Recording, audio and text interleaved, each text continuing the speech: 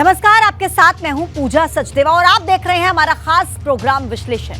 2024 की चुनावी जंग में भले ही अभी वक्त हो, लेकिन सियासी जोर आजमाइश अभी से शुरू हो गई है। समाजवादी पार्टी भाजपा को टक्कर देने के लिए जहां सॉफ्ट हिंदुत्व को अपनी ताकत बनाने में लगी है, तो वहीं राहुल गांधी ने मुस्लिम वाली पॉलिटिक्स शुरू कर दी है। क्योंकि राहुल गांधी ने 7 समंदर पार जो बयान दिया है, उससे यूपी में भूचाल आ गया। और बात होगी समाजवादी पार्टी के उस फॉर्म की जिस पर सियासत लाल हो चुकी है, क्योंकि सपा सांसदों के अधूरे वादों को अपनी ढाल बना रही है और इसी पर भाजपा सवाल उठा रही है। और इन सब के बीच बात होगी भाजपा के मिशन 80 की, जिसके लिए भाजपा मल्टी लेयर वाली तैयारी कर रही है। और इसी के साथ बात होगी यूपी को मिले कार्यवाहक डीजीपी की, जिसको लेकर समाजवादी पार्टी सूबे की सरकार पर हमलावर हो गई है। तो रहिए हमारे साथ, क्योंकि अब होगा विश्लेषण।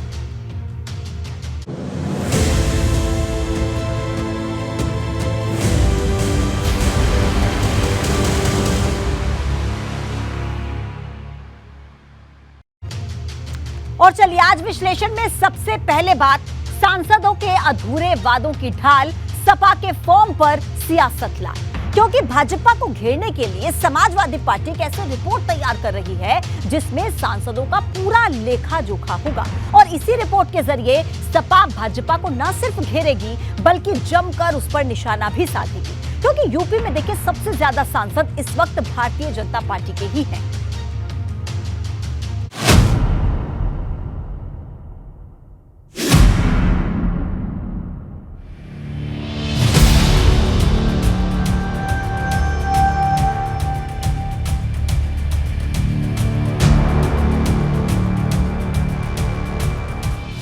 भाजपा की लाइन पर सपा 24 में बदलेगी यूपी की हवा।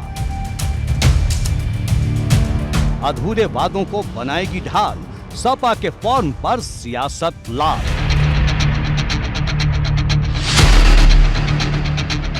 दो 2024 में भाजपा 80 सीट का टारगेट लेकर चल रही है, तो दूसरी ओर समाजवादी पार्टी ने यूपी की सभी 80 सीटों पर अधूरे वादों को लेकर भाजपा को घेरने की तैयारी शुरू कर दी है। सपा ने एक फॉर्मेट तैयार किया है जिसमें सभी लोकसभा सीटों से कुछ डेटा जुटाया जा रहा है। सपा के इस फॉर्म में वर्तमान सांसद के लिए उन 5 वादों को लिखा जाएगा जो पूरे नहीं हुए।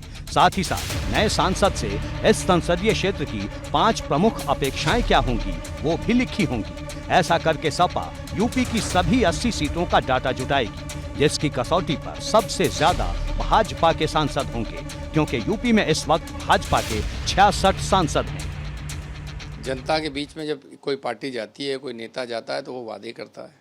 उन वादों को पूरा करने की उसकी जिम्मेदारी है। भारतीय जनता पार्टी की सरकार ने कोई भी वादा ईमानदारी से पूरा नहीं किया। अधूरा की बात छोड़िए, शुरू ही नहीं किया।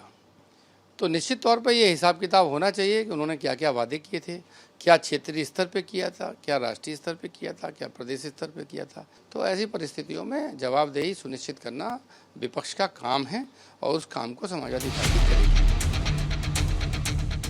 सपा के इस रिपोर्ट कार्ड की सबसे बड़ी बात यह है कि सवाल और जवाब की कसौटी पर सपा के भी सांसदों को गुजरना होगा। और बड़ी बात ये कि इसमें जिन 5 प्रमुख अपेक्षाओं के बारे में जो जानकारी मांगी गई है, उसमें महंगाई, बेरोजगारी और असुरक्षा जैसी बातें नहीं लिखी जाएंगी, बल्कि उस संसदीय क्षेत्र से जुड़ी खास बात बतानी होगी। ये सारी जानकारी जुटाने के बाद सपा 2024 को लेकर अपनी आगे की रणनीति तैयार करेगी। यानी एक तरफ भाजपा जनता को अपनी उपलब्धियां बताएगी, तो दूसरी ओर सपा अपनी इस रिपोर्ट से भाजपा पर हमला करेगी। समाजवादी पार्टी समाजवादी पार्टी होने की तैयारी में लग चुकी है। उसकी शुरुआत नगर निकाय चुनाव से हुई है, जिसमें सपा का सुपड़ा साफ हो गया है। समाजवादी पार्टी का कोई भविष्य नहीं है। समाजवादी पार्टी डूबता हुआ जहाज है और श्री अखिलेश यादव जी के पास राजनीतिक कोई परिपक्वता नहीं है। एक तरह से मैं ये कहूँ कि एक नासमझ हमें विपक्ष का नेता मिला हुआ है। विपक्ष के लिए सत्ता पक्ष की नाकामियां ही मुद्दा होता है। तो समाजवादी पार्टी जुटा रही है, लेकिन वो नाकामियां बताएंगे और हम उपलब्धियां बताएंगे। और अगर प्रो इनकम्बेंसी के आधार पर उत्तर प्रदेश में 37 वर्षों बाद भारतीय जनता पार्टी की सरकार एक सरकार वापस कर सकती है, प्रो इनकम्बेंसी के आधार पर हम नगर निगमों में जीत सकते हैं, तो इसी प्रो इनकम्बेंसी के आधार पर हम लोकसभा क्यों नहीं जीतेंगे?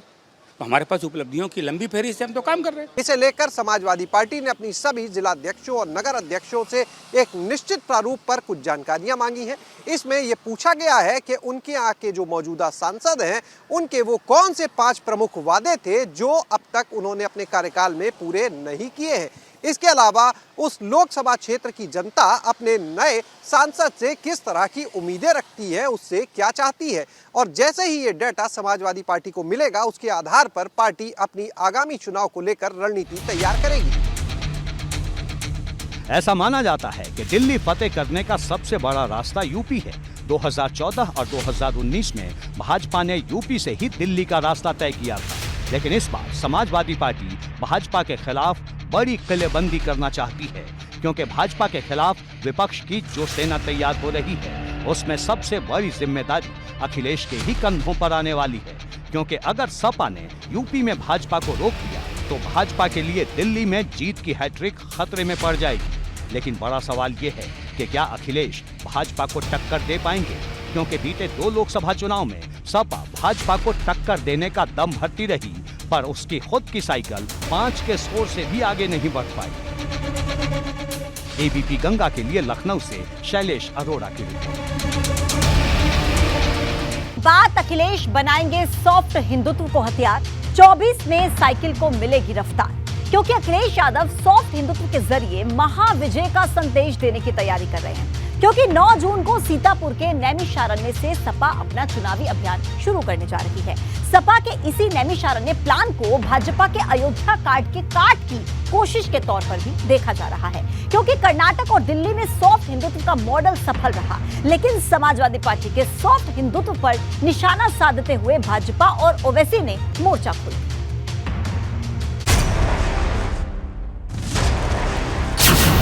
अखिलेश बनाएंगे सॉफ्ट हिंदुत्व को हथियार, साइकिल को मिलेगी रफ्तार।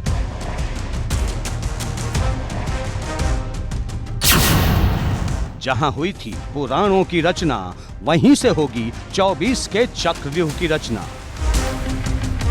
24 की चुनावी पिच पर भाजपा को टक्कर देने के लिए समाजवादी पार्टी अब सॉफ्ट हिंदुत्व को अपना सबसे बड़ा हथियार बनाने जा रही है।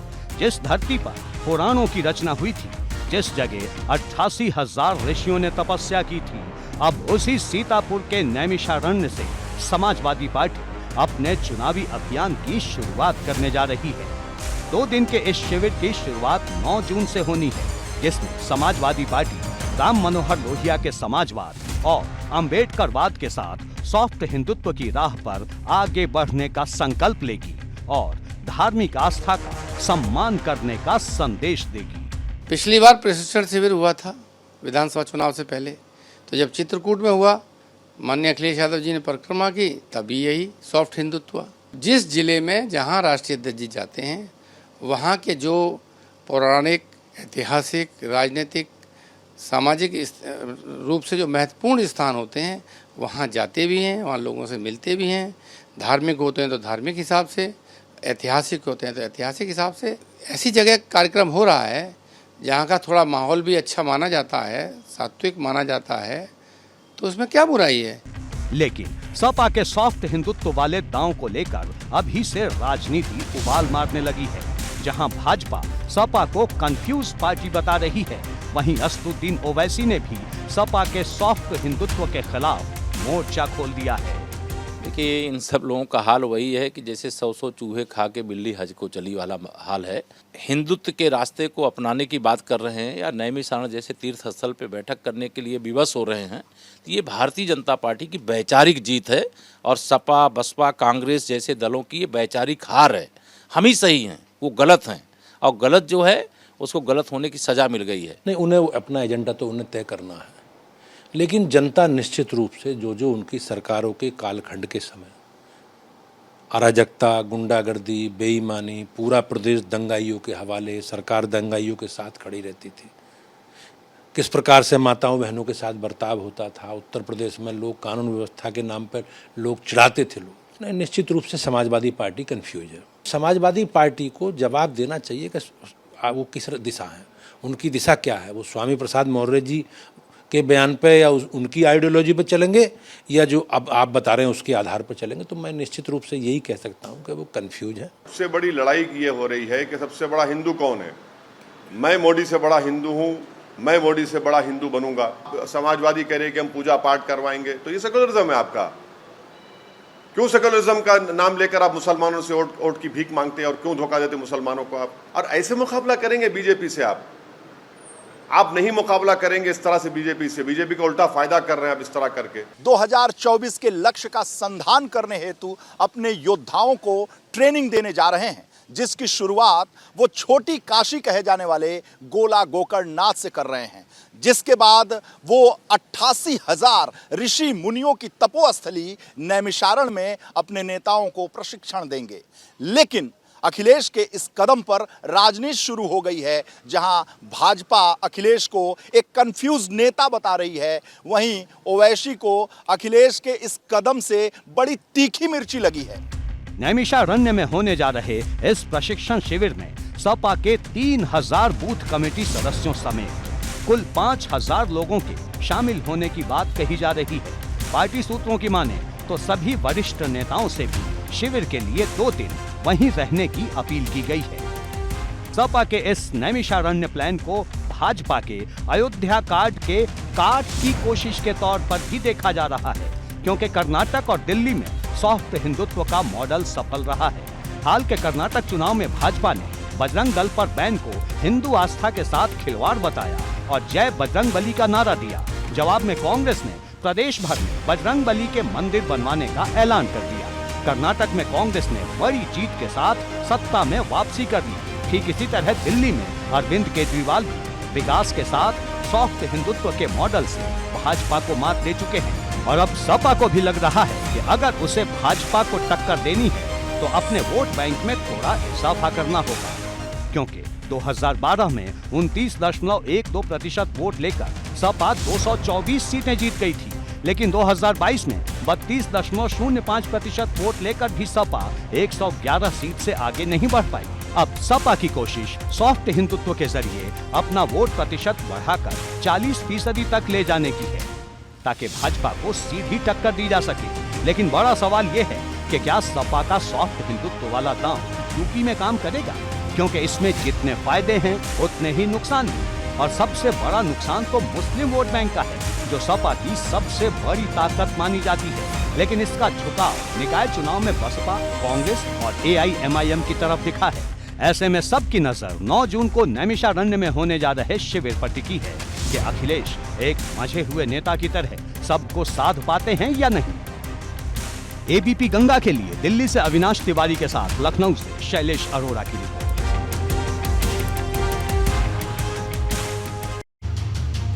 देखिए, अब समझना ये होगा कि जो सॉफ्ट हिंदुत्व की पॉलिटिक्स है इसमें कितना दम है। आपको बताते हैं एक-एक करके। देखिए, कर्नाटक में कांग्रेस ने सॉफ्ट हिंदुत्व का ही रास्ता अपनाया और कर्नाटक में चुनाव जीत भी लिया। दिल्ली में केजरीवाल ने विकास और सॉफ्ट हिंदुत्व को हथियार बनाया और वहां पर केजरीवाल ने भी चुनाव जीता। लेकिन अखिलेश अब सॉफ्ट हिंदुत्व के ही जरिए साइकिल में जीत की हवा भरना चाहते हैं। सपा का नैमिषारण्य प्लान अयोध्या कार्ड की काट माना जा रहा है। अखिलेश ने रामचरितमानस को लेकर भी चुप्पी साध ली है, अब इस पर कोई बयान भी सामने नहीं आ रही। साथ ही साथ स्वामी प्रसाद मौर्य, जिन्होंने रामचरितमानस को लेकर बयान दिया था, उन्हें धार्मिक मामलों पर न बोलने की नसीहत भी दी है। राहुल को आई मुस्लिमों की याद, यूपी का राजनीति में नया विवाद, क्योंकि जहां अखिलेश यादव सॉफ्ट हिंदुत्व की लाइन पर चलने की कोशिश कर रहे हैं, वहीं राहुल गांधी मुस्लिम वोट के जरिए अपने हाथ को मजबूत करने में लगे हैं। क्योंकि अमेरिका में राहुल गांधी ने मुस्लिमों की स्थिति को लेकर एक ऐसी बात कह दी कि यूपी समेत पूरे देश की सियासत गर्मा।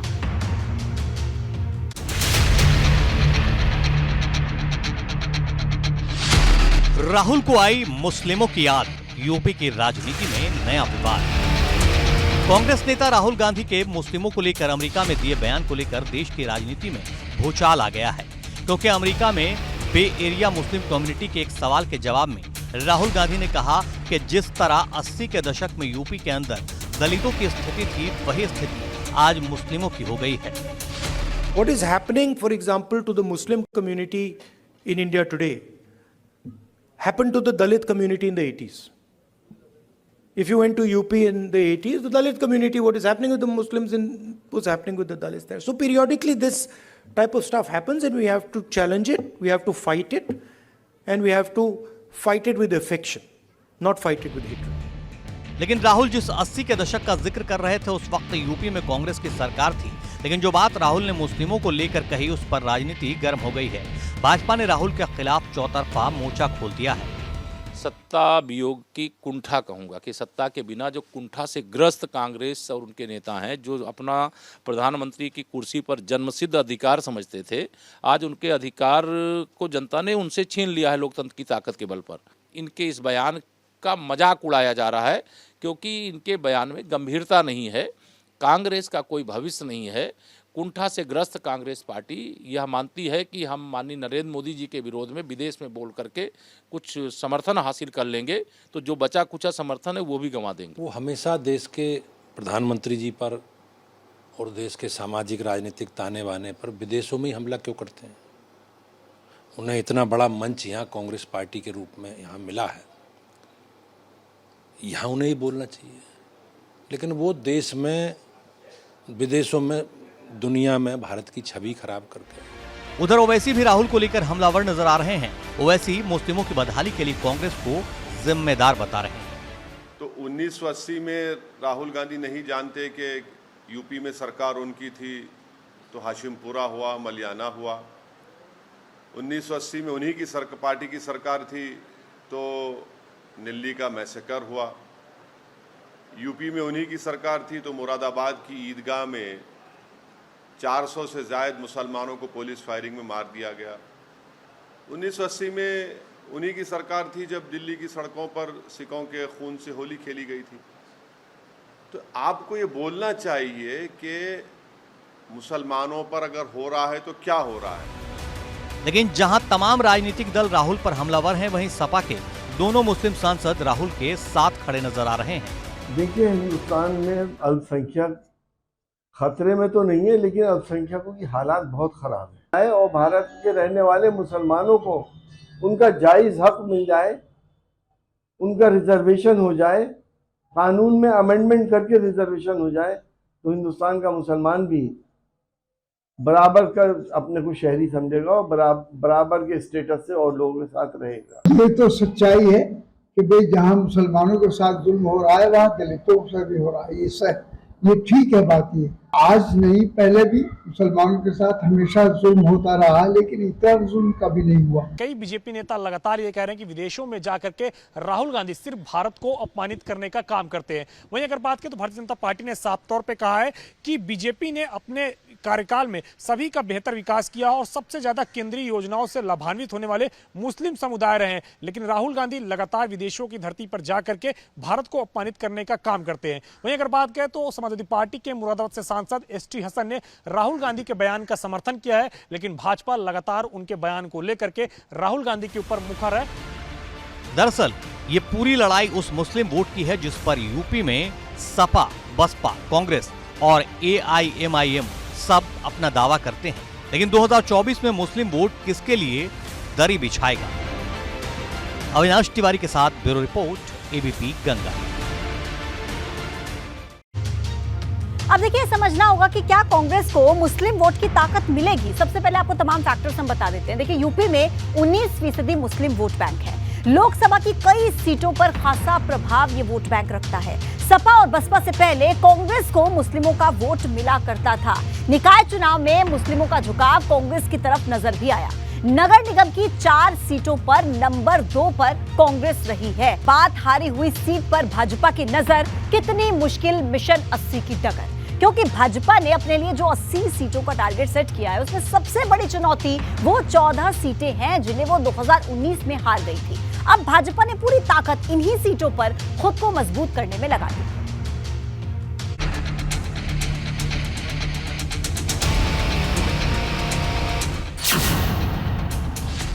हारी हुई सीट पर भाजपा की नजर। कितनी मुश्किल मिशन 80 की डगर।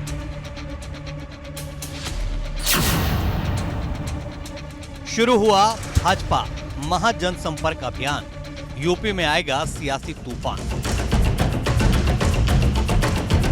उत्तर प्रदेश के तमाम राजनीतिक दलों में भाजपा अकेली पार्टी है जो चुनाव से पहले न सिर्फ अपना लक्ष्य सेट करती है बल्कि उसे हासिल करने के लिए अपनी पूरी जान लगा देती है। और अब 2024 में भाजपा ने अपने लिए 80 सीट का वो लक्ष्य सेट किया है जिसे बीते कई दशकों में हासिल करना तो दूर कोई उसे छू तक नहीं पाया है। यही वजह है कि भाजपा ने यूपी की उन 14 लोकसभा सीटों के लिए अभी से सियासी बिसात बिछा दी है जिन्हें वो 2019 में हार गई थी।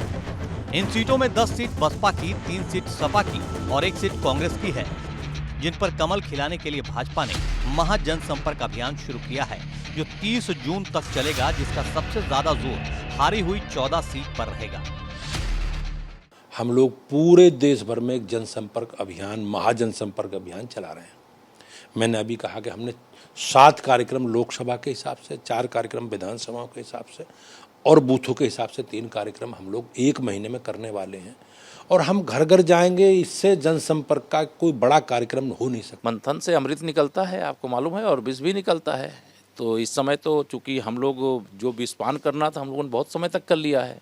अब देश की सेवा के लिए अब अमृत जो निकलेगा इस मंथन में से, कमल का फूल जो निकलेगा, उसको खिलाना और माननीय नरेंद्र मोदी जी के नेतृत्व में फिर 2024 में प्रचंड बहुमत की सरकार केंद्र में बनाना है। तो ये 14 की 14 भी जीतेंगे और 80 जब मैं कह रहा हूँ तो 14 माइनस नहीं है उसमें।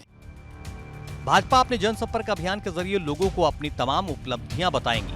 ये कार्यक्रम उत्तर प्रदेश के सभी 80 लोकसभा, 403 विधानसभा में होगा और भाजपा संगठन के सभी 1918 मंडल, 27,634 शक्ति केंद्र और 1,74,308 बूथ पर भी, मतलब भाजपा की कोशिश इस कार्यक्रम के जरिए यूपी के गांव-गांव हर व्यक्ति तक पहुंचने की है। इन सीटों के लिए पहले ही केंद्रीय मंत्रियों को जिम्मेदारी दी जा चुकी है, उनके प्रवास के कार्यक्रम भी हो रहे हैं। 2 चरण इसके पूरे हो चुके हैं और अब तीसरे चरण का आगाज हो रहा है। इसे लेकर भाजपा नेतृत्व की तरफ से सभी पदाधिकारियों को, प्रभारियों को ये साफ निर्देश दिए गए हैं कि जो भाजपा का महाजनसंपर्क अभियान चल रहा है उसके तहत भी इन 14 सीटों पर सबसे ज्यादा ध्यान दिया जाए। लेकिन बड़ा सवाल ये है कि क्या भाजपा यूपी की सभी 80 सीट को जीत पाएगी, क्योंकि 2014 में भाजपा 80 के टारगेट से 7 कदम दूर रह गई थी, जबकि 2019 में सपा और बसपा के गठबंधन की वजह से उसका लक्ष्य और दूर हो गया। और इस बार भाजपा को टक्कर देने के लिए विपक्ष के कई दल एकजुट हो रहे हैं, लेकिन उनकी एकजुटता भाजपा को रोक पाएगी, ये बड़ा सवाल है। लखनऊ से अनुभव शुक्ला, एबीपी गंगा।